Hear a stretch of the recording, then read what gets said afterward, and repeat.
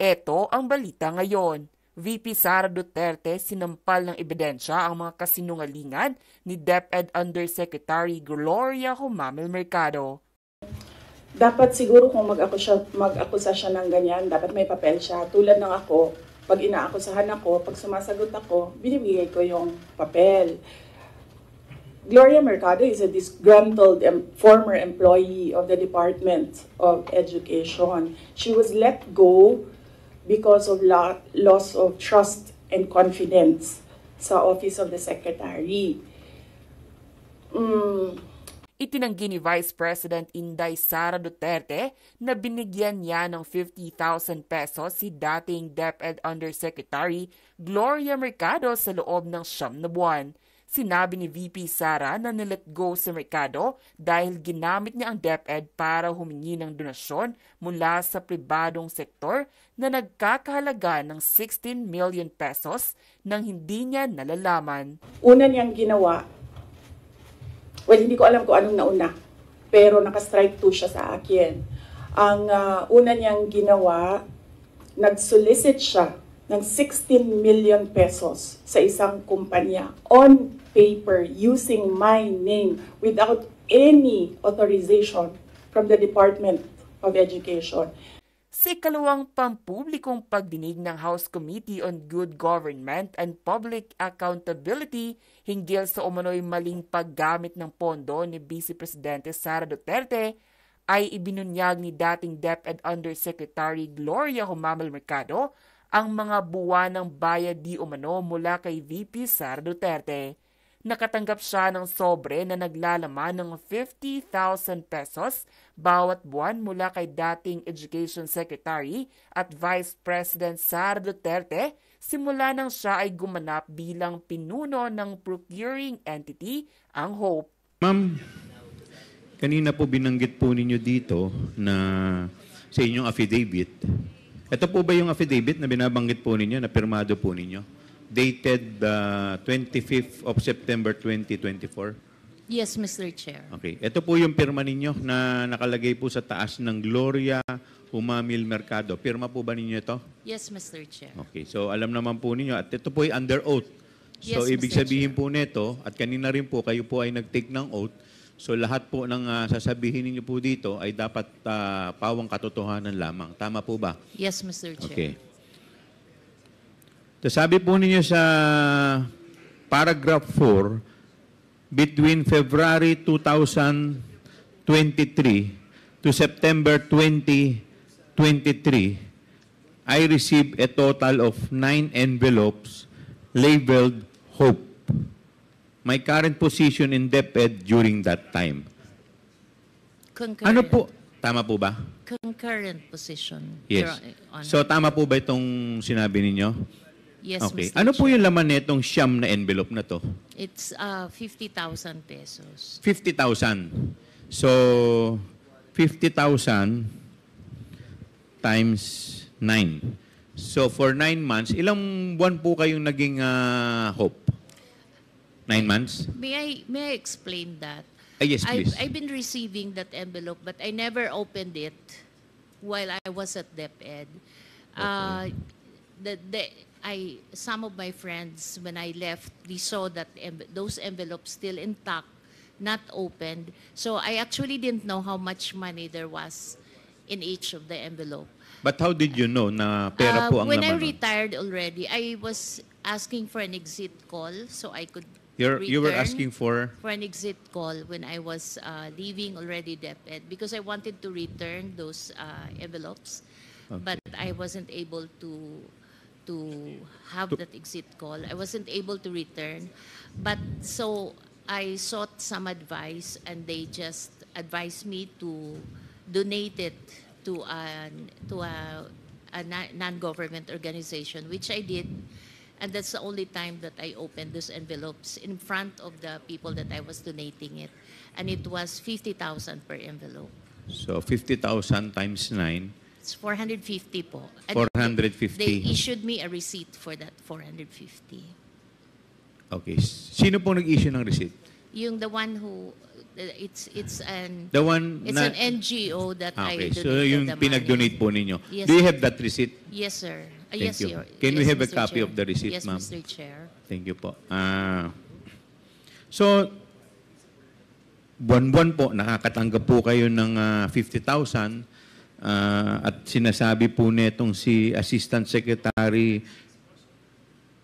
Sunshine Fajarda. Sabi po ninyo sa kanya, itong envelope na to ay galing po from the Office of Vice President Sara Duterte o galing kay BP.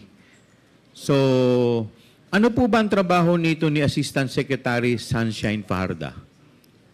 She used to be the head executive assistant. Heya. And then, yes, and then she became an assistant secretary. Okay. At ang asawa po niya, sabi po ninyo dito, si Edward Fajarda, siya naman po ang Special Disbursement Officer. Tama po ba? Yes.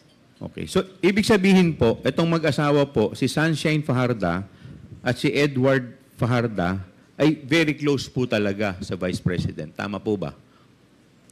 Masasabi po ba ninyo na very close sila? I couldn't say that po. Pero the fact na si Sunshine Fajarda ay Heya, so siya po yung laging kasama. Tama po ba?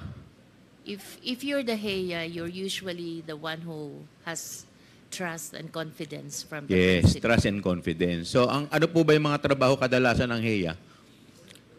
It's really doing the... Parang chief of staff din po yan Yes. Tama po ba?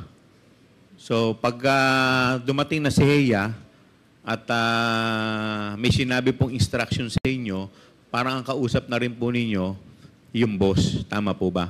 Yes, So, Mr. okay. Chair. So ito po bang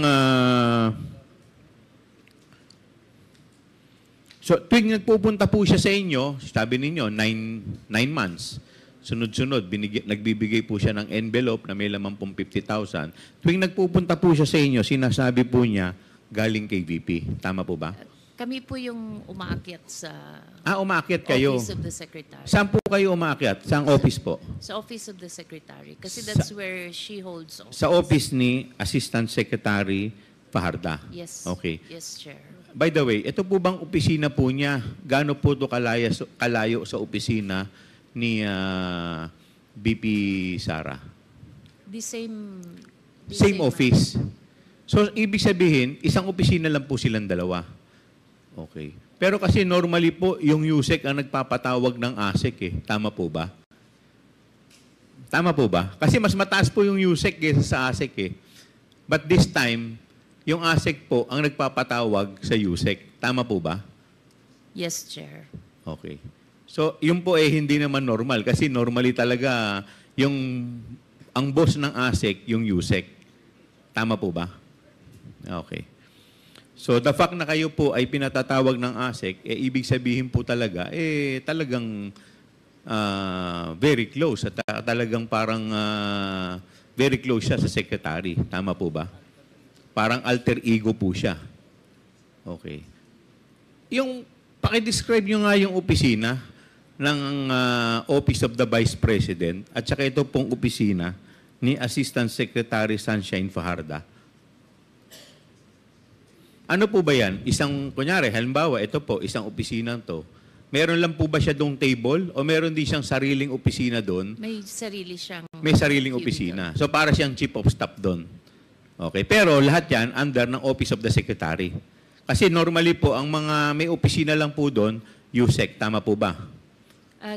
Ang mga USEC po, may kanya-kanyang opisina. Tama po ba? Sa baba po. Sa baba. Yung mga ASEC po, may mga opisina rin po ba? Yes, Saan yes, po? Sa baba rin. Naka-scattered kasi madami. Naka-scattered. So, ibig sabihin, on top dun sa opisina niya as ASEC, meron din siyang opisina sa loob ng opisina ng secretary as Heya. No po, Chair. Wala. Yun lang yung office niya. Ayun lang ang office niya. So, ibig sabihin kasama talaga... din niya yung USEC, yung Chief of Staff. Okay. Ang nag-office doon, Chief of Staff at saka yung ASEC. Doon sa loob ng opisina ng secretary. And then Okay. Yes. So, yun lang po. Salamat po. Yes, with the indulgence of Congresswoman Luistro, the Chair would like to recognize Congressman J. Konghun. In connection lang po, ma'am, doon sa tanong ni Chair. Tanong ko lang po, ma'am, nung naramdaman niyo po na may nag-aabot po sa inyo ng sobre, buwan-buwan, ano po ang pakiramdam niyo? Bakit hindi niyo po binuksan? I must admit that I was uncomfortable with those envelopes, but parang ang hirap din kasi I'm not sure if others are receiving. Parang ang hirap din I didn't know if others are receiving. I cannot say. So ang ginawa ko na lang is I had this pouch that iniiwan ko lang sa office. Nilalagay ko lang doon yung mga binibigay sa akin na pera. Sa pakiramdam po ninyo, para po saan yun? Ang feeling ko is she has naman resources to give to she has probably personal resources that she can share to her people, and I'm not really, ayoko mag-speculate, but the only thing I could say is I wasn't comfortable with it. Hindi po ba kayo nagtataka? Kayo po yung head ng HOPE, ng procuring entity, tapos may natatanggap po kayo na buwan ng 50,000? As I mentioned, it is uncomfortable, and that's precisely the reason why I wasn't opening it at all. I was just putting it in one pouch. Thank you, Mr. Chair.